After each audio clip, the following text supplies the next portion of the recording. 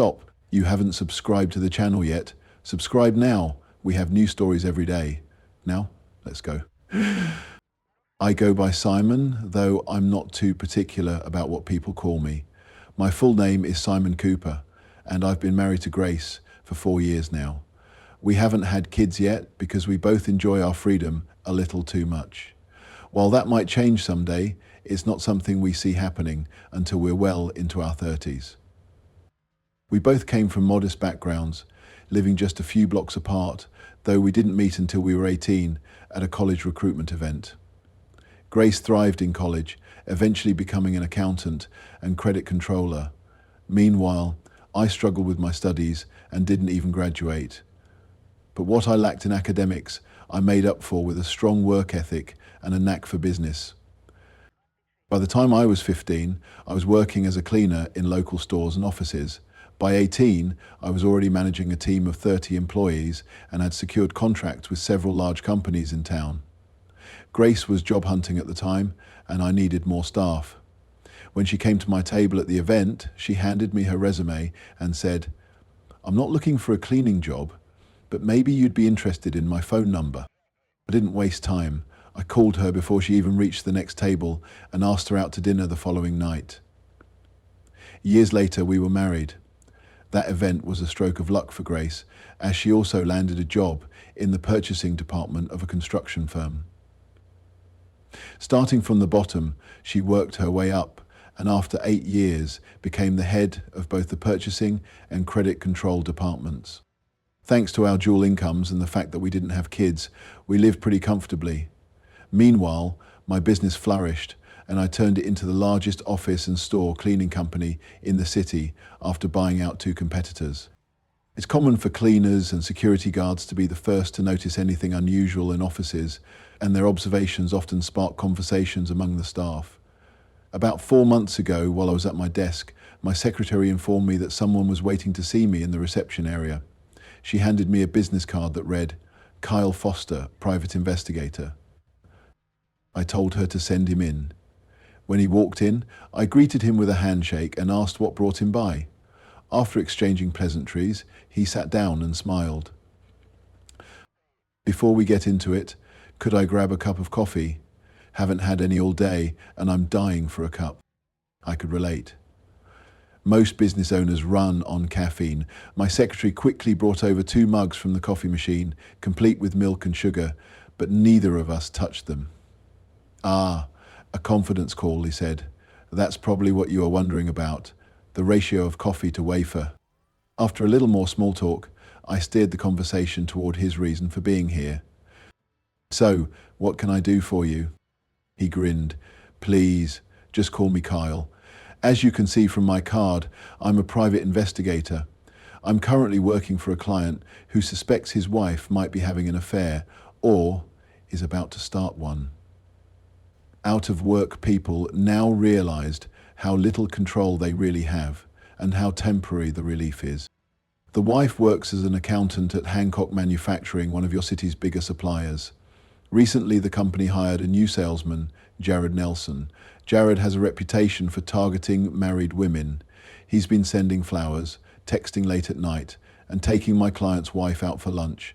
Pretty typical stuff, until now. But here's the kicker. He's pushing for an overnight trip with her. I listened, mildly amused by the spy game, but then something clicked. I knew that company name. Grace's firm also sourced materials from Hancock, and this, Jared Nelson, sounded like someone I needed to keep away from Grace. I glanced back at Kyle, who was clearly waiting for my response. "Okay, I get it. How exactly can I help?" I asked. His smile widened. "Glad you asked. Jared leaves flowers, notes, and other personal items on her desk, and she usually throws them away. Your cleaning staff could collect anything tied to him and pass it on to us. We'd run everything by our legal team first. There's no legal issue in gathering personal trash, and her employer has already given us the green light." He handed me a card with the CEO's number on it, saying I could call to confirm. I didn't need to. The CEO's number was already saved on my phone. I dialed, and he picked up immediately. Without preamble, he said, "Simon, I understand Carl Foster is with you. You're authorized to share any non-company information with him. Our legal team will follow up with a formal letter. If you need anything else, give me a call." I hung up, impressed by how quickly they wanted this sorted out. Kyle grinned. "Oh, are we on the same page?" "Yeah, it's all set," I said. "Tell me what to look for and we'll start separating her trash. You can pick it up each day at 11 a.m. Will that work?" "Perfect," Kyle confirmed. I phoned my team and Kyle instructed us on what to watch for. Early lunches, late lunches, flowers and notes. For about 6 weeks we worked with Kyle. At the end of the investigation, one of my staff reported that the woman hadn't returned after lunch. Kyle trailed them to a motel, and shortly after that, the marriage ended in divorce. Things went back to normal for us until one day, Grace seemed a bit off. I tried to get her to open up, but she didn't want to talk about it. About a week later, Zoe, one of my longest serving employees and someone I considered a close friend, came into my office. She'd been with me almost from the start, and at 25 years my senior, she treated me like a son. As she sat down, I sensed something was wrong. "You remember that surveillance job a few months back?" she asked, her voice cautious. "Of course," I replied, raising an eyebrow in curiosity. "Well," she hesitated. "I work in the same office as your wife now, and I've noticed something. The man we were keeping an eye on has been stopping by her office. I saw a big bouquet of flowers on her desk, and she took them with her to lunch. Here's the card that came with them," Zoe said as she handed me the card. As I read it, my heart sank. "Dear Grace, tomorrow marks a very special day for me, as it does for your... Thank you for helping me renew my contract with your company. I can't tell you how much I appreciate it. I hope you'll join me for lunch soon. With love, Jared." The note implied a level of familiarity I wasn't comfortable with, and now it seemed my wife was his next target. So I thanked Zoe and asked her to keep me updated on any other notes or flowers she might come across. I wasted no time calling Kyle. He picked up after the third ring. "Simon, how can I help?" I quickly filled him in. Zoe, one of my staffers who worked on the previous investigation, now works in Grace's office. She just told me that Jared Nelson has started paying her visits, taking her out to lunch and sending flowers. I've got a card from him right here. End of chapter 36. Recording by Simon Edwards. Al took a deep breath. "You're not the only one dealing with Jared. You're actually the third husband involved. Would you be interested in joining forces with the others?" "Absolutely," I replied. "What's the next step?" Kyle suggested a meeting with the other husbands. "How about 2 p.m? Can you come by my office? We'll get the paperwork sorted and exchange any relevant information." I agreed and arrived at his office at 1:55 p.m. sharp. Inside, I met Billy Morgan and Terry Smith, along with Kyle and his associate Mark Perry, who was handling the data collection for the case. Kyle started the meeting. "Gentlemen, we're all here because you share a common problem. Billy, Terry, meet Simon. He's interested in joining the investigation. If you're both agreeable, we'll officially bring him on board and begin sharing information." They nodded, and after a brief exchange, everyone agreed. The paperwork took about 15 minutes, during which I used my personal credit card to cover the $5,000 fee, ensuring Grace wouldn't see anything suspicious on our shared statements. Once everything was settled, Carl addressed all of us. "The shared issue is Jarrett Nelson. Simon, just to fill you in, Billy's wife works alongside Jarrett at Hancock Manufacturing, while Terry's wife is employed by the city's school board, which sources supplies from the same company. Billy's manager was employed by the claims after the murder of a child. While Terry waited weeks for a vengeance, she saw supplies from the same company. Jared has a very well-practiced routine. He sends flowers, texts, and takes these women out to lunch, usually trying to escalate things by luring them to a motel afterward. His pattern with married women is disturbing. pressuring those with children and taking advantage of those without by offering them free passes from their husbands. Kyle paused, taking a sip of coffee, then continued. Over the past year, Jared has been responsible for at least 5 divorces in the area. His tactics aren't very subtle, but they're effective. He even got sued by a group of husbands in Dallas, where he used to work, after causing a string of broken marriages. The lawsuit resulted in his termination, but he's up to the same tricks here. Now, we're doing everything we can to put a stop to it. He turned to me. Simon, are you still assigned to clean at Hancock Manufacturing or the school board's offices? You might be able to gather valuable evidence from Grace's office trash if your team handles that area. I shook my head. No, unfortunately, we don't cover those locations. That's too bad, Carl remarked. But keep collecting anything from Grace's trash that looks personal. We need every piece of information we can get. He then asked, who pays for your wife's phone bill? My company does, I responded. Kyle nodded. Great. Here's what we'll do.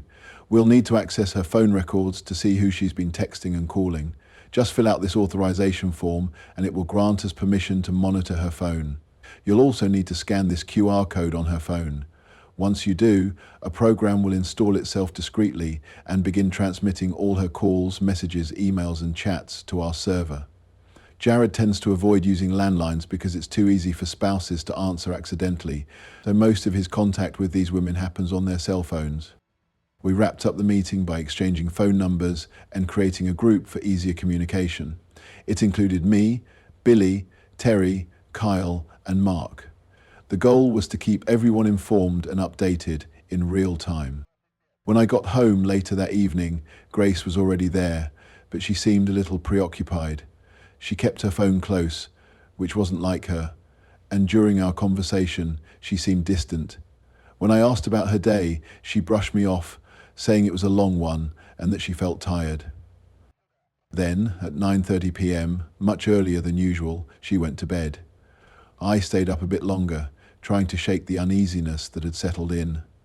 Once I knew she was asleep, I went to search for her phone, but it wasn't in its usual spot. I made my way to the bedroom. I noticed a phone charger near the bed, and when I took a closer look, I found it tucked beneath Grace's pillow. There was no way I could retrieve it without waking her, so I went to bed, my mind swirling with unease. Luckily, in the middle of the night, she got up, giving me the perfect chance to scan the QR code, input the details, and return her phone without her noticing. The next morning, she wandered around the house aimlessly before heading to work, barely saying a word to me. If I hadn't spoken to her first, I doubt she would have said anything at all. Around 11:30 a.m., Mark called from Kyle's office. They had finished analyzing the initial data, and he started to explain what they found. Grace set up a new email account, apparently just for Jared. This gives us an advantage, Mark said. At first, we weren't sure how they were communicating, but now we know. We're working on accessing his emails as well. Jared's messages are relentless. He's been pushing Grace to spice up her life, suggesting she needed new experiences to reinvigorate your marriage. He even pressured her into sharing details of her love life, which he's now twisting against me. A knot formed in my stomach as Mark continued. He hinted at a weekend getaway during their recent lunch. He's trying to convince her it's just a physical thing, arguing that if she really loves you, it won't be considered cheating. He's using guilt to manipulate her. I told Mark about Grace's strange behavior the night before and asked if she and Jarrett were still in contact or planning another meeting. Mark checked the messages. She just responded to him a few minutes ago. He invited her to lunch at the beach club tomorrow, suggesting they strategize about how to convince you. His exact words were, "Simon loves you, and if you tell him it won't be cheating, he can't deny you a free pass." She replied with a simple, "Okay." After wrapping up the call, I leaned back in my chair, trying to figure out my next move. Talking to Grace directly wouldn't work. Jared was pushing too hard. If I confronted her, he'd probably find another way to lure her in, maybe even arrange a hotel meeting. It was clear I either had to put an end to this or end my marriage. I called Kyle and got straight to the point. Jared's making a direct move on Grace, and even if I step in now, he'll likely push for a hotel visit. I need a solid plan. Otherwise, I'm leaning toward divorce. But I feel like I need a backup plan. What do you think? Kyle paused briefly. Having a backup plan is smart, but if it fails, Jared won't give up easily. His ego won't let her slip away. If forgiveness isn't an option for you, divorce might be inevitable. I can prepare a packet of documents for your attorney, or I can recommend one. I've got my own lawyer, thanks, I replied. He's already drafted a business agreement, protected by a trust in case this goes south. I called my lawyer and set up a meeting for the following morning. When I arrived at his office at 9:30 a.m., he gave me a knowing look. What changed? He asked with a sly smile. He knew me too well. I laughed lightly, taking a cup of coffee his secretary offered. Grace is on the verge of betrayal, I explained. A salesman at her job has targeted her and she's fallen for it. I'm thinking of pulling the plug on the marriage, but I'm working on a backup plan. If she goes through with it, though, there's no plan B. We spent the next hour going over possible outcomes. I was leaning toward a straightforward divorce. Our business assets were already protected by the agreement, and since we didn't have kids, there wouldn't be any child support to worry about. We agreed to sell the house and split everything evenly. I wasn't interested in going after Jared or his employer legally. It would be expensive, with little chance of success. After 6 months, Jared withdrew altogether from the couple's estate, and with a great deal of financial suffering, legally it would be expensive, with little chance of success. After settling the details and the fee, I left. My lawyer assured me everything would be finalized and stored for future reference, just in case. Over the course of the week, Grace's demeanor fluctuated. One night she was affectionate, the next she barely seemed to notice I existed. Then, on Friday afternoon, Zoa, one of my employees, called to tell me Grace had received another big bouquet of flowers, along with a postcard. That was it for me. While I was typing a message in the group chat, I saw a post from Kyle to Billy. Jarrett had invited Billy's wife to dinner at the Holiday Inn. We all knew Jarrett's intentions, but things were still up in the air. I urged Billy to join me, hoping he'd take care of things soon. I wanted my situation resolved just as badly, and was so distracted that I kept dropping things. I text Billy several times a day, but sometimes he responded, sometimes he didn't. There was no friction. I barely noticed. Sometimes I messaged the group, telling Mark about the flowers and the card. He replied quickly, I'll check her email now.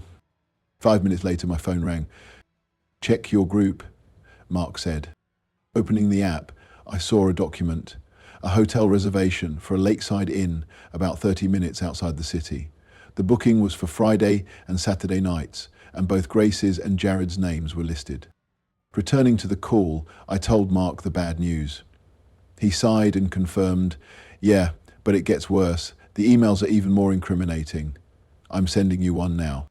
When I opened my inbox, I found an email from Grace that outlined exactly what to say and do. It was essentially a cheater's guide. Jared had sent her the hotel link 2 weeks ago, and their email chain showed him encouraging her, telling her how much he wanted to spoil her. In the final message, he confirmed the reservation and provided her with a script to convince me everything would be fine. According to his plan, she was supposed to cook me a nice dinner, act extra affectionate throughout the week, and assure me it was purely physical, with him meant only to enrich our relationship.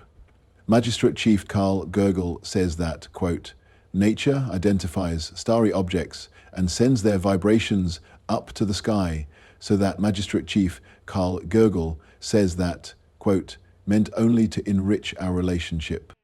He left the decision in her hands, but it was clear she was leaning toward going through with it. I needed time to think. That weekend, we kept busy. I didn't let on that I knew, but Grace's behavior changed. She was unusually kind, and we were intimate multiple times. Friday night, Saturday morning, and again Saturday night. On Sunday afternoon, she initiated another round, and then again on Monday morning. The same pattern continued. Again on Monday morning, she committed another crime, and then again on Monday morning. It was like she was trying to reassure herself, or me. Um, but by Monday afternoon, I was done playing along. Kyle called me around 3 p.m. with more bad news. Grace messaged Jared, telling him she's in for Thursday night, but only if he feels comfortable. Kyle warned me Jared's response was basically, forgiveness is easier than permission. I thanked Kyle for the update and asked him to compile all the evidence. I mentioned that there were likely photos, and Carl confirmed they had one of Jared and Grace kissing, though it wasn't a full-on make-out session. But like everything else, Caps soon came at a price. I told him to include everything in a folder and send it to my lawyer. I contacted my lawyer next, letting him know to expect the folder. We agreed to go over it during a meeting on Saturday morning. Nothing ruins breakfast quite like a divorce petition, I remarked dryly. On Monday night, Grace tried to get close again, but I declined, saying I had work to finish. I stayed up late in my office and finally went to bed around 2 a.m. I was already asleep the next morning when I got ready for work. A courier delivered the folder just as I was heading out. I took it to my office and flipped through the evidence, emails, photos, notes. It was all there, painting a clear picture of just how far things had gone. Jared had destroyed at least 7 marriages in the last 18 months, and it seemed ours was next in line. As I finished reading, Lauren, my secretary, walked in. I don't know why, but I shared the whole story with her. For the first time, I saw her as more than just a colleague. There was something undeniably attractive about her. She listened intently, her face softening with sympathy. Then she smiled knowingly and asked, "So, what's your plan?" A faint smile crossed my lips. If she goes through with it on Friday, I'll file for divorce on Saturday. Lauren grinned playfully. Well, what's good for the goose is good for the gander, right? She leaned in slightly, her tone turning mischievous. Why not have your own weekend with someone you've been dreaming of? Bah. I laughed. And who might that be? Me, of course, she said with a teasing smile. Strictly physical, nothing more. You need a clear head, and I'm just the person to help. The idea was simple, yet effective. Make Grace face the consequences of her betrayal. Capricorn, subtitle. That night, I was with Grace, but there was no emotion in it for me. It was hard to keep up the act. By Wednesday morning, the tension between us was palpable. Our usual quick interactions before work were replaced with silence. By Wednesday evening, the tension had eased just slightly, but it was still there, simmering under the surface. Thursday would be the breaking point. Thursday morning, as I was getting ready to leave the house, Grace woke up and yelled something about dinner plans. I ignored her. Around noon, Kyle called with another update. Grace messaged Jared, boasting that she's planning a special dinner for you tonight. She promised to fill him in afterward. I decided to get ahead of her. I left work early, went to the grocery store, and picked up everything I needed: chicken, potatoes, vegetables, and a bottle of her favorite white wine. By 2:30 p.m., I was back home. Within a couple of hours, dinner was prepped and cooking in the oven. Just as I was sliding the tray of potatoes inside, Grace walked in carrying a few shopping bags. She looked puzzled, clearly not expecting to see dinner already underway. "What are you up to?" Grace asked, her brow furrowed in confusion as she set her bags down. I grinned, keeping the mood light. "Just making dinner for my lovely wife. I wanted to make it special before we sit down and have a chat." Her frown deepened. "Oh, I was planning on making dinner too, but after we eat, I have something important to discuss with you. It's going to be a long night." "Of course," I replied, turning away with a smile. She had no idea the wrench I'd just thrown into her plans. Dinner was tense. I kept the conversation flowing, deflecting any attempts she made to steer it toward anything personal. Grace tried a few times, but I urged her to enjoy the meal first. Once we were done, I decided it was time to take control.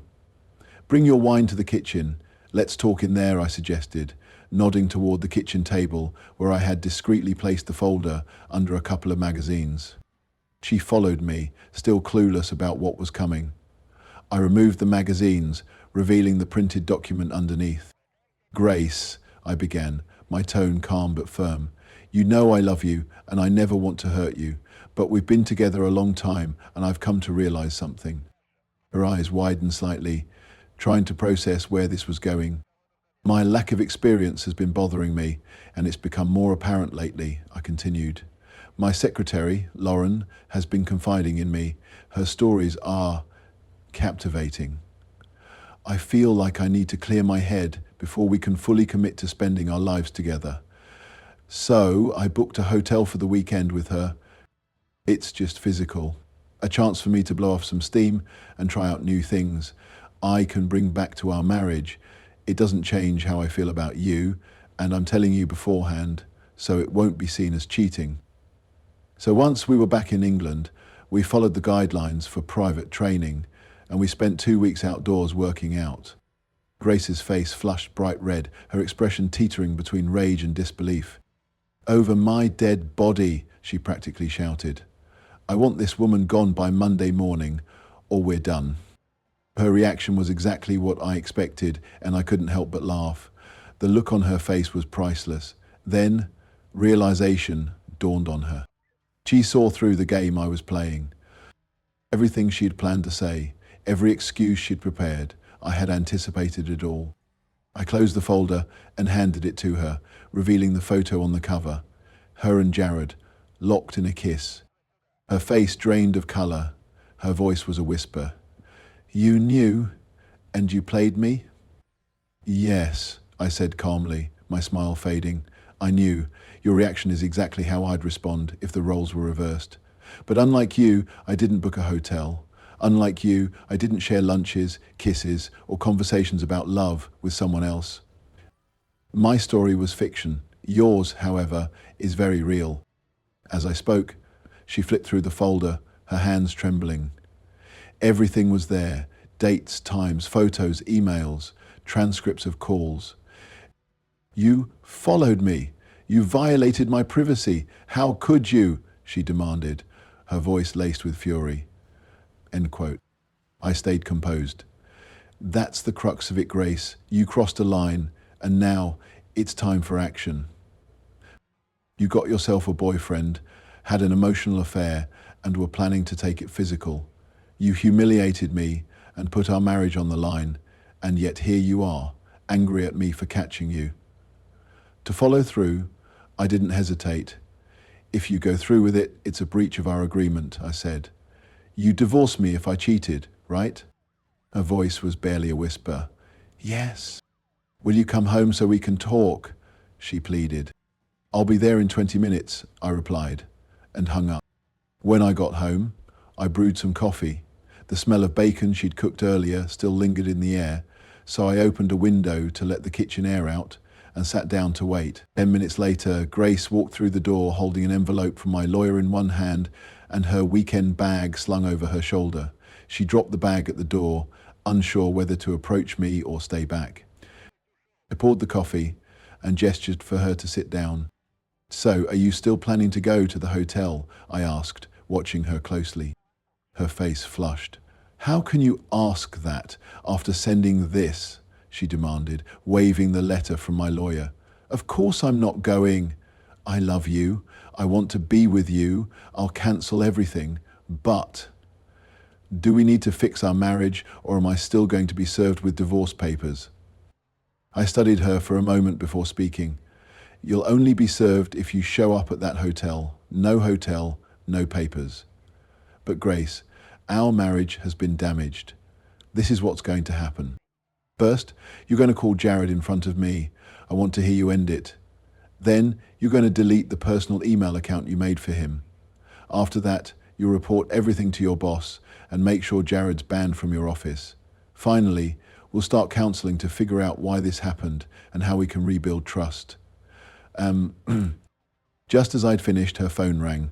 It was Jared. She put it on speaker, and his frustrated voice filled the room. Where are you, Grace? I'm waiting at the reception and can't wait any longer. Grace took a deep breath. Jareth, I'm home, with Simon, she said, her voice steady. He did something that made me realize what I was doing. If I go with you, it'll destroy my marriage. I'm sorry, but you're not worth it. Jared's anger was palpable. You're a fool. Do you know how much time, effort, and money I've spent on you, and now you're backing out because your weak husband threw a tantrum? Screw you, he shouted before hanging up. For the first time, Grace saw him for what he really was. It wasn't love or care, it was manipulation. She sat quietly for a moment, gathering herself, then began deleting the email account. It is also timely, says Grace. Perhaps you're keeping the timepiece so you can know the times. It took longer than expected, but after an hour, it was gone. Not long after, her boss and the HR manager, Marvin Woods, showed up at our door. Grace, we're aware of what happened today, her boss said. To say we're disappointed is an understatement, but we're here to give you a chance to keep your job. Please tell us what happened. Grace dabbed her eyes with a tissue and took a deep breath. About 3 months ago, Jared Nelson took over the AM Metals account I managed. He started with compliments. Harmless things about my clothes and hair, but then it got personal. He began flirting, sending me gifts, and eventually asked me to dinner. I let it happen. I started dressing provocatively to get his attention. Over time, he wore me down with his words, telling me Simon didn't deserve me. Then he convinced me to agree to a weekend with him. But Simon intervened with a letter from his lawyer, and it snapped me out of it. I told Jared I wasn't going. I've reported everything to HR, and I'm ready to move forward. Woods exchanged a glance with Grace's boss, then nodded. Thank you for your honesty, Grace. Yes, you made a significant error, but you're lucky to have this chance to keep your job. We've had quality issues with AM Metals, and we're cutting ties with them. Jared Nelson will no longer be coming to this office. Let me be clear. If anything like this happens again, you'll be dismissed immediately. Grace nodded. I understand. Entertainment soon. Once they left, Grace and I sat down for lunch. Later, we started searching for a marriage counselor. Fortunately, we found one quickly and made an appointment for the next day. The counseling sessions went well. Over 3 months, Grace realized how Jared had exploited her fears about our marriage becoming routine. She saw how easily he'd manipulated her. As for me, I realized how much we'd built together and began to appreciate the strength of our relationship even more. Years later, we're still together, and Grace is expecting our first child. We've come a long way and are stronger now than ever." Unquote. As for Jared, he didn't fare so well. A few months back, he had a nasty fall at the local shopping mall, slipping down a flight of stairs in the parking lot. The police couldn't figure out exactly what happened, but I do know this. There were at least 5 husbands at the mall that day, all of us dressed in black jackets and baseball caps.